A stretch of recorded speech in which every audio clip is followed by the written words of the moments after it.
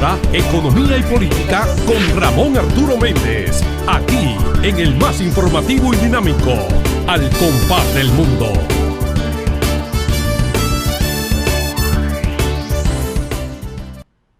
Gracias, buenas tardes, buen provecho, qué bueno que nos acompañan a esta hora de la tarde, gracias al Compás del Mundo y a la producción de Bardil y la Antigua Bienvenido Comprés. Las gracias también a Yanilda, la auténtica. Ya nadie se acuerda que Yanilda es Comprés, es la auténtica. Y a Sandy Jiménez, que siempre mantienen informados a todos sus televidentes a esta hora de la tarde. El hecho de que el segmento tenga por nombre Economía y Política. Bueno, pues hoy vamos a dar una muestra en breve, o sea, en un breve espacio, de cómo afecta la economía a la política. Venezuela, ese gran país del sur de América, que ha sido tan solidaria con la República Dominicana, hoy pasa por un proceso de destrucción no solamente de su infraestructura, no solamente de los daños que a través de las diferentes expresiones de pueblo y poder, porque parte de pueblo por un lado, el poder por el otro, han estado haciéndole mucho daño a Venezuela. Venezuela, que en 1999 vio abrirse un proceso de esperanza a través de que en esa época, en ese año, creo que en febrero, empezó a gobernar Hugo Chávez Frías. Un coronel que recibía el apodo del Centauro del Llano porque su formación política y militar, histórica, académica, le hacía comparar con uno de los grandes libertadores de Venezuela, de los que acompañaron a Bolívar, que recibía el mote del Centauro del Llano. Y Hugo Chávez Frías se alzó con una serie de militares, donde habían generales que él comandaba, válgame Dios. Él era un coronel y comandaba generales. Pues luego de un proceso de encarcelamiento, de liberación, Hugo Chávez Frías toma el poder a través de elecciones y rompe el esquema político de los tradicionales partidos de Venezuela. Entiéndase, COPEI, el Partido Social Demócrata, Social Cristiano, los copellanos, y los adecos, que eran los demócratas, socialistas demócratas, la socialdemocracia. A raíz de que Hugo Chávez toma el poder y toma el control de la producción de petróleo, invierte grandes cantidades de dinero en mejorar la condición de vida de los venezolanos. Muchos venezolanos que vivían en Guajiras no sabían hablar, no hablaban ni el castellano, pero no solamente eso, los médicos eran brujos. Y recordamos aquella canción de Facundo Cabral, donde habla y el brujo era su médico. Y Hugo Chávez Frías, a través de un gobierno dedicado a fortalecer el pueblo de Venezuela, logró muchos méritos, logró darle cobertura educativa a prácticamente todo el mundo, multiplicó por más de 10 la cantidad de universidades, la llevó a la población. Y hasta ahí todo estuvo bien.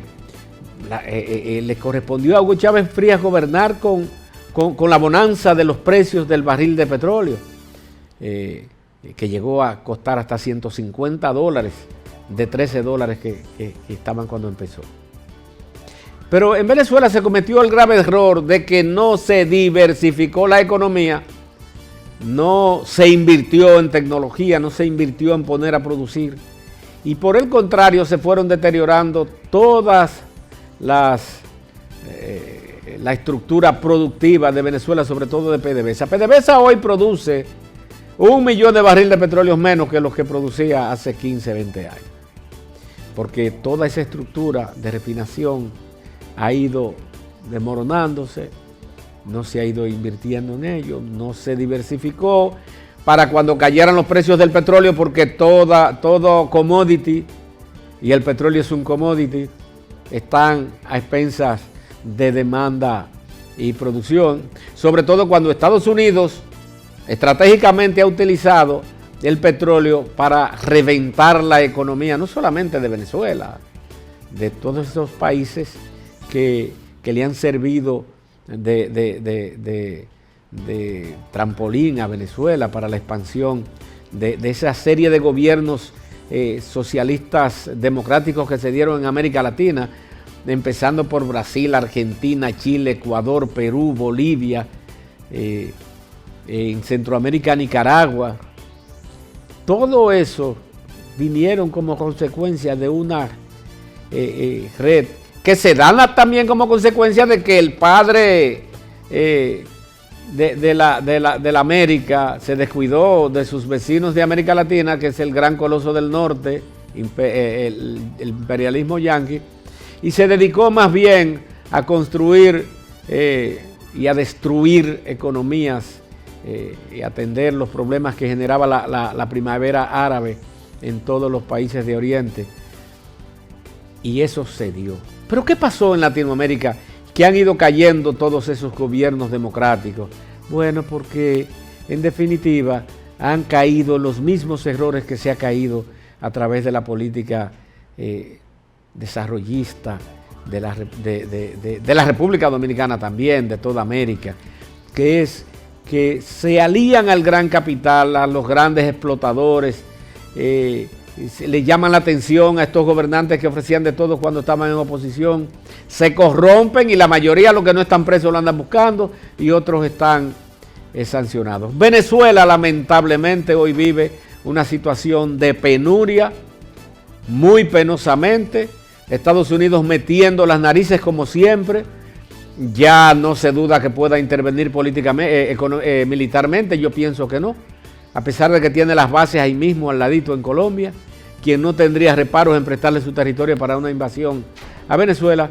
Y por su parte Nicolás Maduro no ha sido todo lo coherente con esa política que debió arrastrar de construcción de un verdadero país y no de un país manejado a su antojo con muchas veleidades.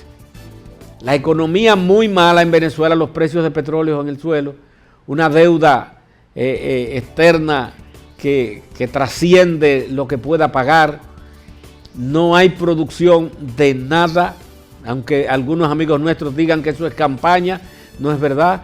La expedición de millones de venezolanos por todo el mundo, cuando en nuestro país, que nosotros vivimos nos quejando que nos está llevando el tipo aquel, se calcula que hay más de 200,000 venezolanos ya. En Argentina, Nicaragua, Perú, en Colombia, es por bandada. Entonces algo está pasando.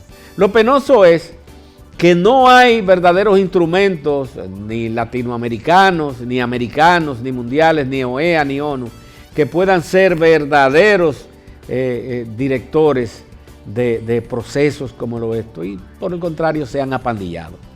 Y se han apandillado en vez de dejar que sean los propios venezolanos quienes se resuelvan su problema, como manda uno de los principales preceptos que debe regir la historia de la humanidad. Cada quien es dueño de sus actos y en ello, de ello dependerá su libertad y el derecho a expresarse.